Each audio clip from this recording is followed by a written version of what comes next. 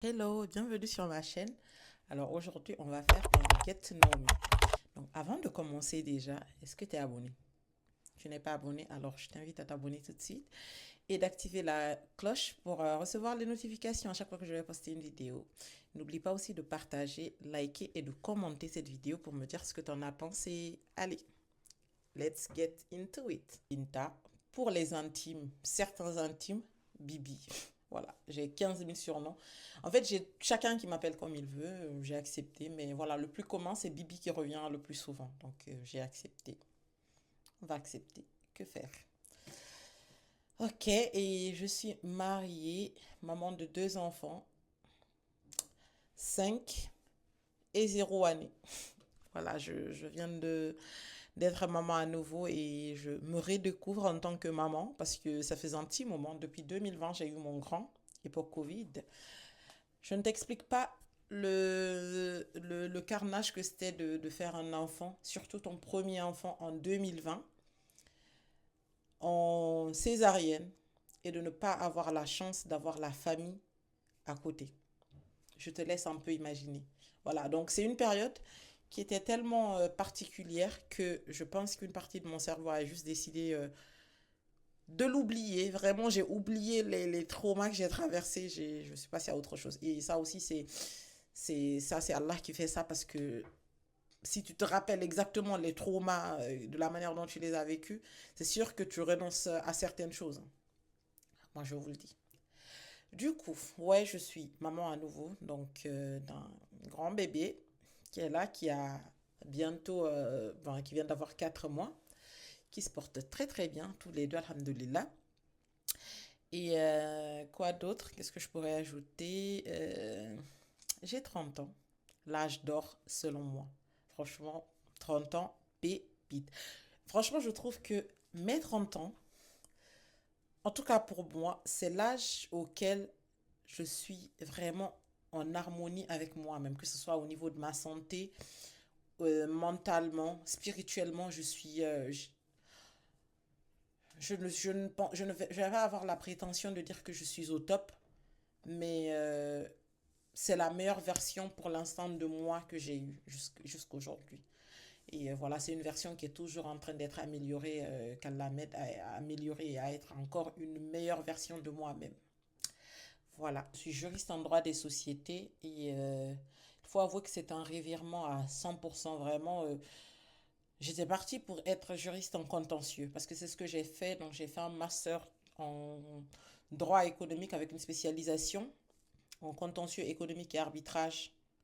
Donc j'avais fait un concours d'arbitrage international au cours de mon M1 et on est allé jusqu'au demi-finale, c'était très bien. Franchement, pépite ce concours-là. C'est le CAIP qui est organisé par Sciences Po. C'est là où j'étais. Voilà, donc c'était la première année où Sciences Po pouvait participer d'ailleurs. C'était en 2021, mai 2021. Donc j'ai fait le concours avec mon équipe. On est allé jusqu'en demi-finale, mais malheureusement, on était face à des M2, des écoles d'avocats. Donc voilà, l'aventure s'est arrêtée là. Mais ce fut une très belle aventure et j'ai été profondément amoureuse de l'arbitrage international. J'ai kiffé ça. J'ai dit, ouais, je veux être un shark, enfin, une shark dans l'arbitrage. Je veux être avocate en arbitrage. Ça m'a calmé tout de suite. Quand j'ai commencé à voir les avocats, quand j'ai vu comment les avocats en arbitrage, ils fonctionnent. Vraiment, ça m'a refroidi. Vraiment, les avocats en arbitrage, ils sont sans cœur. Vraiment, tu fais ça, il y a du métal dedans. Vraiment, il n'y a pas de cœur. Je me rappelle avoir fait un entretien avec une avocate en arbitrage qui m'a été recommandée, enfin, parce que lors du concours d'arbitrage, j'avais tellement bien performé et tout ça. Et il y avait un des partenaires qui m'avait, enfin, je lui ai fait un mail après pour demander un stage. Il a dit au collab de son cabinet de m'appeler en entretien. Et il m'appelle en entretien. La meuf, elle m'a descendu. En fait, elle m'a littéralement descendu, genre, elle m'a fait savoir que je ne peux pas. Genre, je suis un M1 et je voulais faire une année de césure. Elle m'a fait savoir que non, je ne peux pas avoir de stage tout de suite. Et moi, je me suis posé une question toute simple. J'ai dit, bah, là, je suis en première année de master. Je veux faire une année de césure pour faire un stage. Toi, tu me dis que je n'ai pas assez d'expérience pour faire un stage. Est-ce qu'on a besoin d'expérience pour faire un stage? La meuf, en fait, j'ai encore son visage là. Et c'est juste que le jour de l'entretien, elle m'a annoncé tout de suite qu'elle ne me prenait pas en stage. Non seulement elle m'a fait perdre mon temps parce que moi j'ai préparé l'entretien de fou, ça m'a pris des jours et des jours à préparer cet entretien. Non seulement elle me raconte, elle me dit, elle me laisse parler, elle a vu que je suis pleine d'enthousiasme, je parlais très bien et que voilà. Elle m'a dit, ouais, vous avez grave du potentiel et tout, mais nous allons pas vous prendre malheureusement. Mon visage s'est assombri, j'étais là, j'étais comme, est-ce qu'on fait ça? Genre, je me suis dit, est-ce qu'on fait ça? Et après, elle m'a reproché d'avoir eu une réaction par rapport à ce qu'elle m'a dit. Elle m'a dit que c'est pas comme ça que je dois réagir. Horrible, vraiment horrible. Genre là, je le dis encore, j'ai vraiment, j'ai les larmes qui montent parce que je me dis, c'est horrible de faire ça. Aujourd'hui, 4 années sont passées, vraiment l'eau a coulé sous les ponts, mais je me dis, c'est horrible de m'avoir fait ça. Et là, c'était mon premier red flag de l'arbitrage. J'ai dit, Binta, je ne pense pas que tu as envie de faire ça parce que moi, je suis quelqu'un, je suis très sensible. J'ai juste dit, ah, ça, c'est pas pour moi, je ne peux pas. J'ai eu un autre stage, je suis allée en corporate et tout. C'était light, on va dire, si on veut, un tout petit peu. Mais corporate M&A, c'était à peu près la même chose, hein. J'ai fait mon premier stage en cabinet d'avocat, ensuite mon deuxième stage en entreprise dans une société d'investissement. C'était très très bien. Pourquoi je fais un entretien? J'ai l'impression d'être en train de faire un entretien d'embauche. Mais c'est juste que je ressens le besoin d'expliquer un peu un contexte à ma vie et puis après, voilà, pour le fil, pour tout le reste. Du coup, j'ai fait un deuxième entretien, enfin, j'ai fait un deuxième stage dans une société, dans un fonds d'investissement. J'ai trouvé ça trop bien. J'ai dit, mais attends, ça c'est mieux par rapport au cabinet d'avocats. Ça c'est très très bien. Moi j'aime bien, eux, je les aime bien. Parce que ici, on n'est pas en compétition, on n'essaie pas de descendre des jeunes qui essaient de monter. Enfin, là, on m'a appris des choses et c'est surtout qu'on ne m'a pas recruté pour que je fasse le boulot à leur place. C'était pour m'apprendre des choses. J'ai dit, ok, je retourne après mon année de césure, parce que j'avais fait une année de césure, je retourne après mon année de césure. Je n'ai pas eu la lucidité de changer mon master 2. J'ai gardé le même master. J'ai dit, ok, vas-y, je vais faire un master 2 en contentieux économique et arbitrage. J'ai poursuivi dedans. Et j'avais une matière qui s'appelait stratégie du procès. C'était horrible pour moi. C'était vraiment horrible. Et c'est une excellente matière, hein. Vraiment, on essayait de faire, d'imiter un peu, de faire des tours de rôle, juge, avocat, procureur. C'était très bien. Vraiment, je ne crache pas là-dessus. Mais j'ai détesté. En fait, je me suis dit, ça, ce n'est pas pour moi. Je n'ai pas envie que ma vie soit une recherche perpétuelle. Genre, non. Parce que j'aurais l'impression que toute ma vie, je suis en train d'étudier, je suis en train d'apprendre des choses, je suis en train de chercher. Je ne suis pas contre le fait d'apprendre des choses. Mais c'est juste que, non, c'était pas pour moi. Je me suis même inscrite à l'IEJ parce que je voulais devenir avocate de base. Mais ensuite, je me suis dit, j'ai fait une année de césure en corporate. Corporate M&A pour le premier stage en cabinet d'avocat et corporate private equity pour le deuxième stage en entreprise. J'ai dit, mais j'ai les épaules pour aller en corporate. Pourquoi je ne vais pas en corporate? C'est là que le revirement s'est passé. Donc, je suis passée de contentieux à corporate. Donc, vas-y, moi, j'ai envie d'être heureuse. J'ai envie d'avoir une vie de famille. J'ai envie de rentrer à 18 h chez moi sans qu'on me juge. J'ai envie de écoute, moi je ne suis pas une carriériste, hein.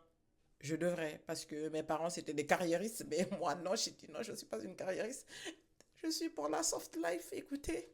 Et je suis trop sensible pour le métier d'avocat. Je pense que je n'ai pas des épaules assez solides pour réussir dans le monde des avocats tel que je le connais aujourd'hui. Donc j'ai juste dit, you know what, aujourd'hui je suis en corporate, ça se passe super bien, alhamdoulilah, vraiment, pour moi ça va. Pour moi, je n'aurais pas rêvé mieux. Et je pensais aussi qu'à un moment, si je voyais mes camarades de classe commencer à signer leur première collab, de commencer à réussir leurs écoles d'avocat, ça allait me faire un pincement au cœur. Rien du tout. Rien, parce que Moi, je suis bien. Voilà, là, je suis en congé paternité, c'est trop bien. J'ai mon assurance, j'ai ma mutuelle, j'ai pas des cotisations de fou mal. Déjà, mon bulletin de salaire en tant que salarié en CDI, quand je le vois, j'ai mal à la tête. Mais alors, les rétrocessions, là, comment on les appelle même, les trucs que les avocats ils prennent là. Là où on t'enlève, je sais pas combien de pourcents là, et que tu reçois un tout petit salaire. My God, je ne peux pas, je ne peux juste pas. Parce que je me dis, si je dois faire tout ça, il faudrait qu'il y ait énormément de plata derrière. Si je dois travailler jusqu'à 21 heures, sachant qu'il y a des avocats en arbitrage, vous ne savez pas, hein, parfois ils rentrent chez eux à minuit, 1 heure du matin, ils rentrent en taxi. Non, je veux pas, j'ai deux enfants qui m'attendent. Moi, j'aime bien cuisiner des petits plats et avoir mon bébé ici, là, sur ma poitrine. Et je pourrais pas avoir ça, je pourrais pas avoir ça si j'étais avocate, hein. Donc, non, merci. Voilà. J'ai trop blablaté déjà sur mon parcours scolaire, académique. Et ouais, quoi d'autre? Je suis guinéenne, ça je l'ai déjà dit dans une autre vidéo, mais j'ai bien le précisé. 224 ici, 224, tout fort. Et s'il vous plaît, les gens, arrêtez de dire Guinée-Conakry, ok? On peut dire juste Guinée, la Guinée, Guinée. Voilà, c'est un très beau pays. Vraiment, si vous pouvez, vous avez l'occasion, moi je vous invite à le visiter. Voilà, c'est sur l'Atlantique. Enfin, la capitale est ouverte sur l'Atlantique. Moi, je trouve que c'est un très beau pays. Et d'ailleurs, j'ai une étrange sensation que je n'ai pas assez visité la Guinée. Mais il y a une explication à cela. Quand j'ai quitté la Guinée, j'avais 17 ans. J'étais pas assez âgée pour faire tout ce que je voulais, parce que voilà, il n'y avait pas leurs parents. Et la deuxième raison est que depuis 2012, je ne suis pas allée en Guinée à une autre période que juin, septembre. Vraiment, je l'ai ici. En fait, depuis plus de 13 ans, le mois de janvier ne m'a pas trouvé en Guinée. Et ça, vraiment, il faut que je retourne en Guinée. Je dois aller en Guinée. Je dois aller. Voilà. Comme on a dit ici, on essaie d'apprécier, en tout cas, on apprécie la vie. On apprécie ce qu'on est, ce qu'on devient. Et voilà. Donc moi, je vais essayer de vous partager mes aventures. Là, déjà, je suis punie de sport parce que j'ai les deux enfants. Mon mari n'est pas là, donc je ne peux pas aller au sport. Vraiment, c'est horrible. À chaque fois, ma petite soeur, elle m'envoie des vidéos d'elle à la salle, d'elle en train de faire des exercices. Et moi, j'ai testé mes squats tout à l'heure. Là, j'ai senti un crac au niveau de mes genoux. Là, je me suis dit, oula, la reprise va être très compliquée. Donc, j'ai vraiment le seum là de ne pas pouvoir aller à la salle. Parce qu'il faut savoir que une fois que tu es addict d'aller à la salle, tu es addict d'aller à la salle. Je dis pas que je peux pas arrêter, hein, je peux arrêter, je peux m'arrêter à tout moment. Je me rappelle de la vidéo de la meuf qui a dit que tu peux pas t'arrêter de courir. Je peux m'arrêter à tout moment, mais ça fait du bien. La sensation, quand tu finis de faire ta séance, quand tu sors, et surtout en hiver et tout, tu es dans la salle, tu transpires, tu transpires.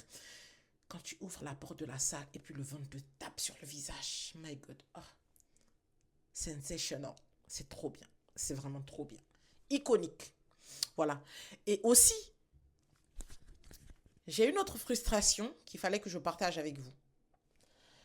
Je fais du sport. Je mange bien. Depuis le mois d'août 2025, depuis le 25 août pour être plus précise, les résultats ne sont pas encore visibles sur la balance. Je pense avoir perdu 3 kilos depuis tout ce temps. Et je suis frustrée. Mais j'ai lu quelque part qu'apparemment, quand tu essaies de perdre du poids en essayant de construire du muscle, il y a une période où bah, tu peux même prendre du poids. J'ai dit, oh my God, j'ai des objectifs. Il faut que je perde mon poids. Il faut que je sois skinny. Vraiment, il faut que je sois skinny. Skinny, femme de milliardaire. Mon mari est en train de travailler en ce moment pour être milliardaire. Moi, je suis en train de travailler pour être skinny. Skinny, femme de milliardaire, s'il vous plaît. D'ici summer 2026, Inch'Allah. Notez-le bien. Ne notez pas, hein. Si je ne maigris pas, venez pas attraper ma veste, hein. Mais c'est juste, voilà. Just so you know. Ok? Ok? Ok. Voilà. Je pense que je vais vous parler aussi, je vous parlerai brièvement, vaguement je vais vous faire des petits vlogs, je vous parlerai de maternité aussi de temps en temps parce que moi j'aime bien ça, je pense que je commence à aimer la maternité. Ça ne veut pas dire que j'ai envie de faire 15 enfants. Je pense même deux trois enfants c'est suffisant, même un c'est suffisant, la vérité. Quand vous réfléchissez à ce qu'il y a derrière, parce que moi il faut savoir que j'ai fait des grossesses, deux bébés, deux pré-éclampsies. Deux pré-éclampsies. Donc s'il vous plaît, mangez bien, faites vos bilans, faites-vous suivre par de bons médecins. Si vous voyez qu'un médecin c'est un red flag et qu'il ne vous suit pas, il ne vous donne pas des bons conseils, changez-le avant de commencer à faire des enfants, s'il vous plaît. Pour le bien de la communauté. Parce que moi, deux enfants, j'ai failli mourir deux fois. Hmm? Donc, voilà, c'est une information d'utilité publique. Faites ce que vous voulez de cette petite information-là. Sinon, je vais arrêter de blablater. Je pense que j'ai trop parlé. Mais c'est ça. C'est ça. C'est pour ça que fallait que je vienne sur YouTube. Parce que moi j'aime beaucoup parler. J'aime parler pendant très longtemps. Et si vous ne m'arrêtez pas, je peux parler encore ici, encore et encore et encore et encore et encore et encore. Mais voilà. Toi qui regardes ma vidéo, par contre, ce que tu peux faire, c'est liker, partager et commenter et me dire ce qui t'intéresserait de voir. Et je peux faire même un Q&A. Je pense que je vais poster un truc, comme ça, tu me poses la question que tu veux. Et moi, je vais essayer de rassembler toutes les questions et je vais faire une autre vidéo dans laquelle je réponds aux questions. Ça peut être des questions sur la maternité, ça peut être une question sur mon métier de juriste en droit des sociétés parce qu'aujourd'hui, il y a beaucoup de businessmen et de businesswomen ici. Et il se trouve que moi, c'est mon domaine. Je travaille dans ça et je peux donner beaucoup de conseils par rapport à ça, si jamais tu veux. Voilà, que ce soit ici et en Guinée, parce qu'il faut savoir que le droit guinéen et le droit français, c'est la France écrit, la Guinée récopie. Pourquoi je dis ça? Ça ressemble à une publicité. Mais vas-y, allez, je pense que je vais arrêter de blablater comme ça, sinon ça sera la seule vidéo, parce qu'après je n'aurai plus rien à dire. Non, je rigole, j'aurai toujours un truc à dire. Et merci d'avoir suivi jusqu'ici.